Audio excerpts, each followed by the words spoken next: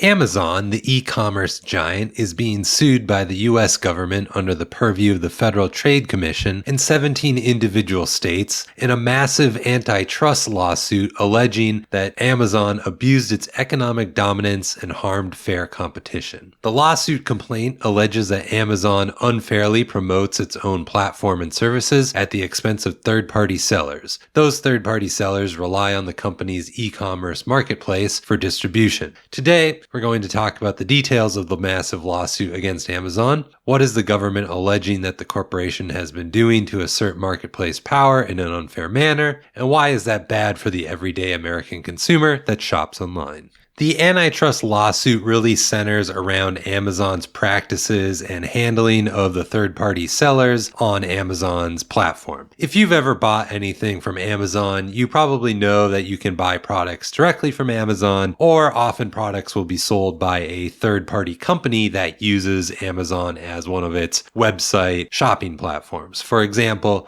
look at the two product description boxes on the screen now. You see that one is sold directly by Amazon, while another is a product sold by a third-party seller. In this case, they are both shipped through Amazon, which is an important part of the lawsuit that we will get to. Amazon likes having third-party sellers on the platform because it allows them to get more traffic on the marketplace. When you have more sellers in a single place, you are able to generate more interest and demand on that platform. Jeff Bezos explicitly calls this out in his strategy on building the dominant e-commerce platform. Quote, "Online selling relative to traditional retailing is a scale business characterized by high fixed costs and relatively low variable costs. This makes it difficult to be a medium-sized e-commerce company, and it is difficult for single category e-commerce companies to achieve the scale necessary to succeed in order to build an important and lasting company in online e-commerce." Mr. Bezos explained, you have to have a scale business because this kind of business isn't going to work in small volumes.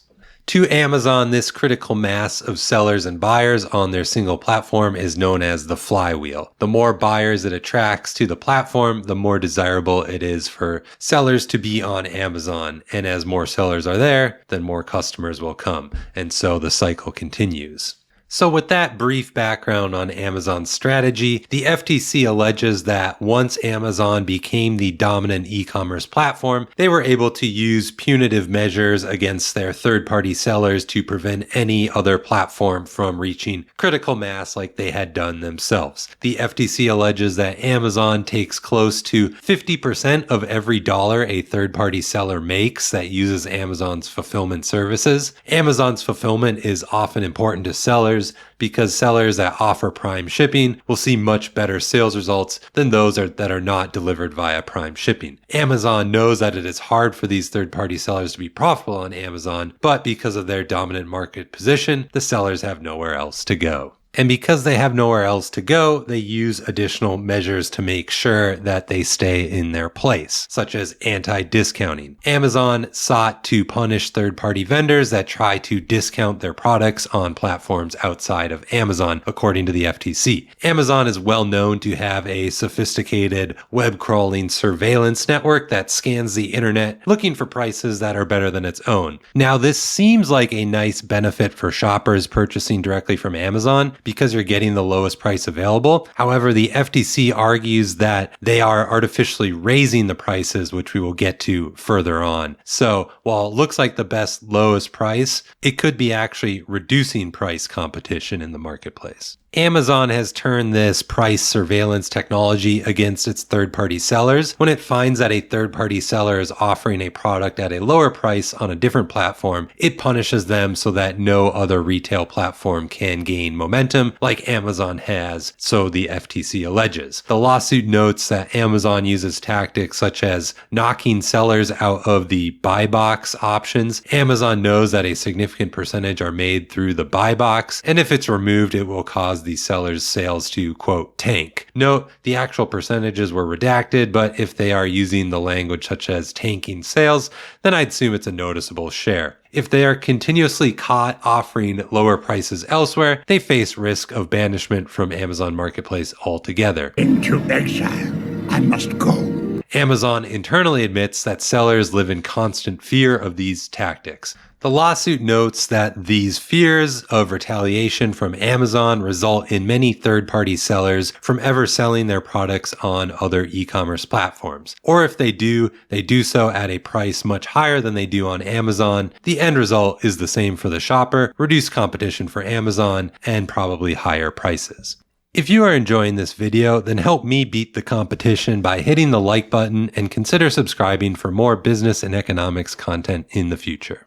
The FTC goes on to talk about Amazon's pricing strategy. Amazon themselves make up approximately 40% of the sales of products sold on Amazon.com, so they can use their own sheer size to aggressively set prices on products and discourage any anti-discounting behavior by third-party vendors. The FTC's argument is that through their anti-discounting strategies, Amazon has neutralized price cutters, essentially making them price followers. As a result, Amazon has frozen price competition, and the result is higher sales prices for the American shopper. The FTC even goes on to talk about a heavily redacted algorithm known as Project Nessie. From what we can tell, it seems to be an algorithm in line with their anti-discounting practices, and as a result, it has generated excess profits for Amazon. We don't know much about it due to its confidential nature, but if the FTC is bothering to mention it in the lawsuit, then it's probably noteworthy to look at.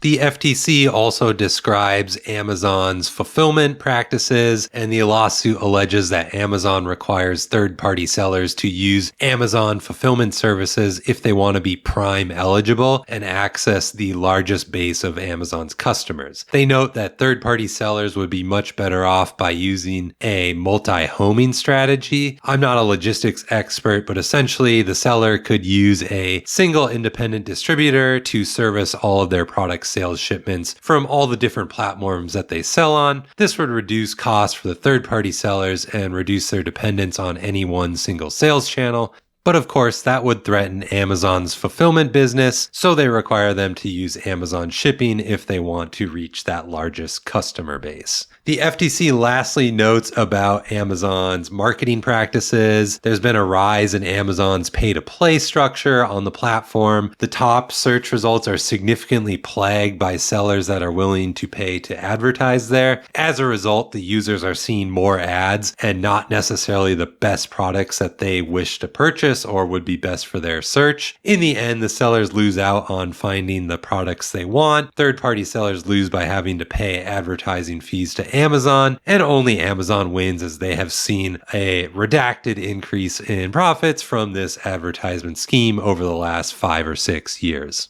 Okay, with all that alleged anti-competitive behavior by the FTC on Amazon's part, why is this bad for the consumer? Well, the FTC argues that Amazon's 1-2 punch of seller punishments and higher seller fees often forces the third-party sellers to use their inflated Amazon prices as a price floor for everywhere else selling online. As a result, Amazon's conduct causes online shoppers to face artificially higher prices, even when shopping somewhere else than Amazon. Essentially, Amazon's punitive regime distorts basic market signals. One of the ways sellers respond to Amazon's fee hikes is by increasing their own prices off Amazon. So regardless of where you, the online shopper, are buying from, you might still be faced with higher prices because of Amazon's fee structure. Amazon's illegal tactics mean that when Amazon raises its fees, other competitors, sellers, and shoppers are the ones that suffer the harm. In the end, when companies are able to exert unregulated monopolistic powers, then competition is stifled and the end consumer will lose. The case that the FTC is trying to make seems to make some interesting arguments around how Amazon has exploited their power over third-party sellers,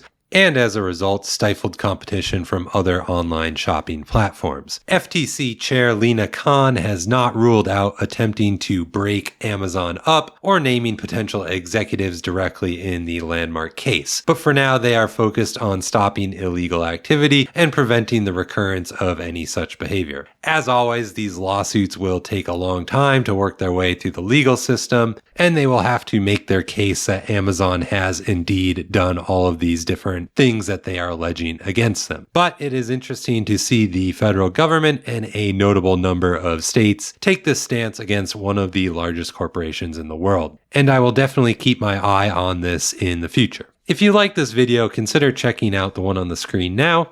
Thanks for watching, and I will see you in the next one.